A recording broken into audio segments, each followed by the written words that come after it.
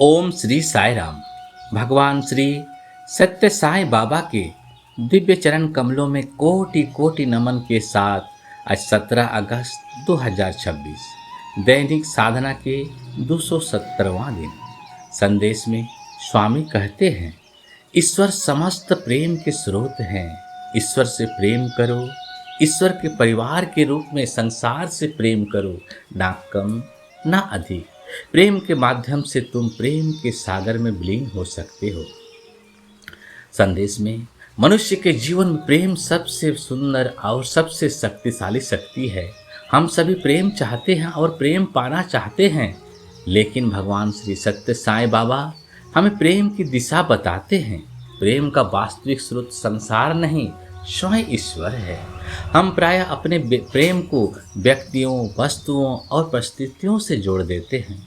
जब कोई हमारी इच्छा के अनुसार व्यवहार करता है तो हम उससे प्रेम करते हैं, और जब वही व्यक्ति हमारी उपेक्षा नहीं करता तो प्रेम के स्थान पर क्रोध, निराशा या दूरी आ जाती है। इसका कारण यह है कि हमारा प्रेम अक्सर स्वार्थ और अपेक्षा पर आधारित होता है। स्वामी हमें इससे ऊपर उठने का मार्ग बताते हैं। पहले ईश्वर से प्रेम करो। ईश्वर प्रेम का स्रोत है।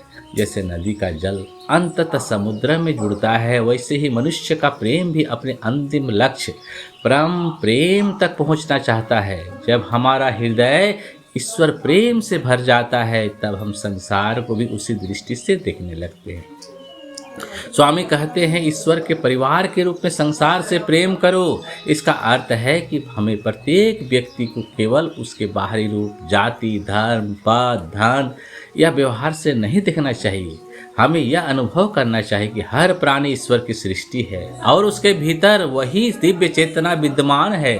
जब हम किसी व्यक्ति को भोजन देते हैं, किसी दुखी व्यक्ति को सांत्वना देते हैं, किसी बीमार की सेवा करते हैं या किसी जरूरतमंद की सहायता करते हैं, तब वास्तव में हम केवल मनुष्य की सेवा नहीं कर रहे होते, हम ईश्वर के ही एक रूप की सेवा कर रहे होते हैं। यही कारण है कि साई संदेश में प्रेम और सेवा एक दूसरे से अलग नहीं है।